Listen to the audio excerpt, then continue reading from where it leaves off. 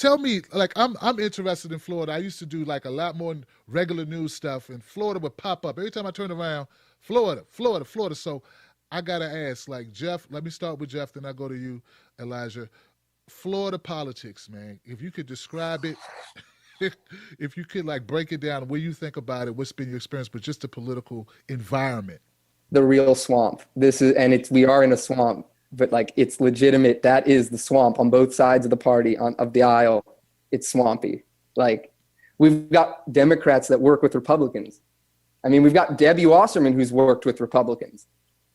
It's a truth. She's not supported Democrats running in lower races over a Republican just because they stood with her on some issue. I won't mention it, but there's a few issues that they've stood with her, and they just out of nowhere she's for the Republicans. So it's really swampy. We also have the Battelle issue where our own Florida party chair, I'm sure some of you on Twitter know about it, but basically stole the election. He's a billionaire, never held any office. And he sounds kind of like Trump in that way. But he just came in there. He ran against somebody who was a teacher, an assemblyman, a person of the community. And out of nowhere, he wins with nothing other than the money. And there's a lot more that goes into it because it could go a whole show on just that. But right. That's on our Democratic side. We've got them cheating in the smaller races, just like everyone was upset with the DNC race at the national level. We were facing the same thing here. And we had Battelle, who won our Florida chair race, claiming to endorse Keith Ellison, publicly. Meanwhile, all these people that he knows under him are voting for Tom Perez. Why aren't they listening to their chair who's looking for unity? Wouldn't they listen to the leader of the Florida party and vote for Ellison if he was really for Ellison? He wasn't for Ellison. He was for Ellison on the face. So I don't know. I don't want to be disjointed, but there's so much going on here. There should be a news channel just for Miami or South Florida politics, for real. You guys should start it. You guys should start it. Look, man, I'm all for indie media. I help get you started, whatever, man. Come on the show, start building your audience. I mean, you guys should really think about it, man. Like I think that's the true test of independent media. Independent media needs to create more independent media. Yep. Not worry about their spot. Not worry about, can we get all the viewership and let me kill the small guy. We want to actually create more guys like you, like both of you. So I don't want to throw complete shade at the Democrats all night. We got to throw a little hate at the GOP because in North Miami Beach, Florida, Elijah was recently kicked out of an event there because the commission was meeting about privatizing the water of North Miami Beach. And they were going with a company that's connected to the Qatar World Cup and all those human rights violations going on. So basically our commission sat there and they allowed the community to talk. Like there was one little section where we could speak to them, which really meant nothing. And the majority of the board was Republican. And when the crowd would start getting restless because they would say things like Flint, Michigan didn't happen because of privatizing water, fake news. That's what the commissioner and mayor of North Miami Beach said to us, that is fake news and we all don't have our facts right.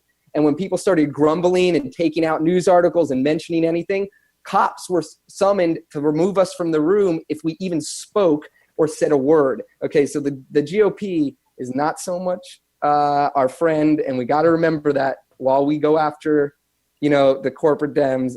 So Elijah literally just after they said we couldn't say a word, we started doing hand gestures when we were upset because you got to do something. Your mind is going to explode when commissioners are looking you in the eye and calling it fake news that Flint, Michigan happened because they privatized the water. Wow. So yeah. I'm just literally doing this, and everybody else was doing it, and then she's like, get him out of here. I'm like, whoa, like I didn't even say a word, and that mayor's on an FBI investigation too, like that mayor. Yes. I asked for the public records. I still haven't got the public records, but you get up for doing this. Geoff, you bring up a good point though. I typically assume my audience knows what I think or knows about the GOP. Like the thing with me, Geoff and Elijah, is that I never thought the Republicans were friends. So I guess this whole journey that I've been on has been the realization that the Democrats weren't. You know what I'm saying? But you're right. And you know what? For people who don't know that, yeah, the GOP too, we should throw in more stories like that because I'm not trying to, look, I'm not trying to sheepdog you to the Democrats. I'm not trying to sheepdog you to the Republicans either by default. That's not what I'm trying to do, and I want people to know. So thank you so much, man, for bringing that up because I agree. Heck, you got treated even worse there, Elijah. Yeah, no, it was bad. That was like a police state where we weren't allowed to speak. If you spoke, you were thrown out. I had a cop come right to my face, a big dude, and he's like, one more word and you're gone. And then I'm like, then you got to sit there and listen to them just lie to our faces, and you have to speak. You know what I mean? So I just had to remove myself at one point, and I met him down in the lobby. We watched it from the video down there, and and then eventually I just had to leave because I knew how the vote would go anyway. It was fixed. One of the people, Tony DeFilippo, that's his name. He's a commissioner on the board in North Miami Beach. He actually took money from the company that they just gave our water to. I called him out on Twitter. I'm blocked. I'm a constituent. I live in North Miami Beach. So yeah, that's what's going on, and that's the Republicans. So the Republicans can be just as vile, if not worse. But you got it. As you said, I mean, I never thought that was my friend. I never considered them a possibility.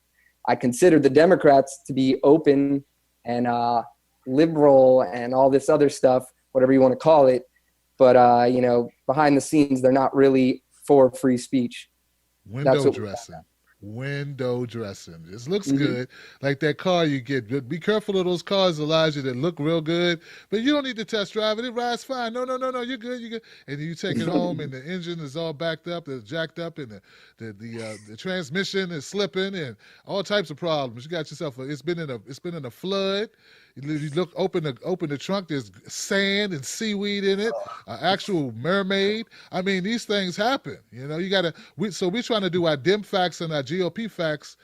So like car facts. One last thing about Florida that we must mention is the Sable Trail pipeline. Okay. Which our governor Rick Scott is invested hundreds of thousands of dollars in this pipeline that they're allowing to go through all the way through Central Florida, pumping all kinds of frack gas through underneath the Floridian aquifer, which is one of the largest sources of fresh water on Earth, not just Florida, on Earth. And there's lots of sinkholes up there, and there's lots of other issues. This pipeline is going to run through communities of lower income. They don't care where this pipeline goes. It's going to run through natural resources. I didn't want to forget that real quickly, and I will. And I didn't also want to mention that, yes, Rick Scott, who we all know is Skeletor, one of the worst human beings on earth.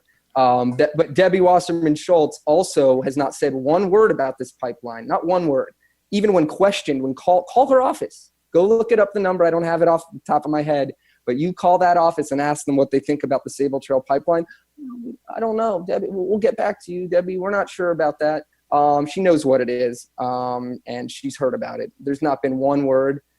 There's not been a lot talked about by any Democrats, really. So that's another major issue that I just wanted to make sure everybody, and honest, if you go to Tim Canova's progressforall.org, there's an entire section about the pipeline, Sable Trail, and I think everybody should get informed on it. It's a major, major crisis waiting to happen, and I just want everyone to be informed. Absolutely, man. Give it up for that, bro. And I just want to correct you on two things. First off, the Democrats, you said they weren't talking about anything. Yes, they are. Russia. Sorry. Yeah. If you want to visit Russia. Talk about Russia. And the number for Nancy Pelosi is, hello, Satan. 1-800-HELLO-SATAN. That's how you reach Nancy Pelosi.